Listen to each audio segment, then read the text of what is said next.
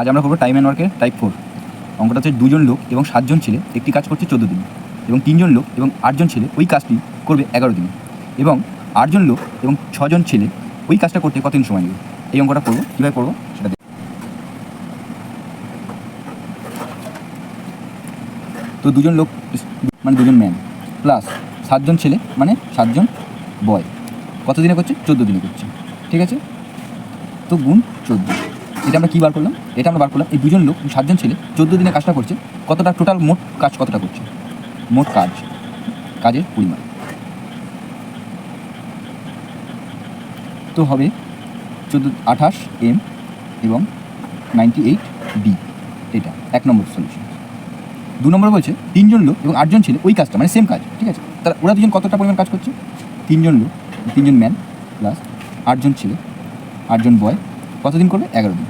তো 11, তো হবে কি 3 এবং 33 M প্লাস 88 B পরিমাণ টোটাল কাজ।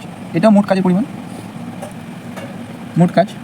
তো এই কাজটা আর এই কাজটা দুটো তো সেম, মানে 1 নম্বর সমীকরণ এবং 2 নম্বর সমীকরণ দুটোই সেম, কারণ 2 জন লোক 7 জন ছেলে 14 দিনে যে কাজটা করছে, 3 জন লোক এবং 8 জন ছেলে 11 দিনে সেই কাজটা করবে। তো দুজনের কাজের পরিমাণই সেম। তো আমি 2 জন যেহেতু কাজের পরিমাণ সেম, তো আমি 2 জনকে সমান করে দিলাম 28 প্লাস 98 B এবং 33 M প্লাস 88 B। তো কী হবে, তো B 98 B আমি একদিকে নিয়ে এলাম বিগুলোকে, আর মানুষগুলোকে একদিকে ম্যানগুলো। তো হবে 10 B, এখানে হচ্ছে 5 M। তো হবে যেটা সেটা হচ্ছে M by B, M by B 10/10টাকে আমরা নিচের দিকে বা উপরের দিকে যেরকম খুশি করে নিয়ে চলে আসতে হবে। তো কাটাকুটি করলে হবে 2:1। তো আমরা অনুপাত ও সমানুপাতে পরে শিখবো।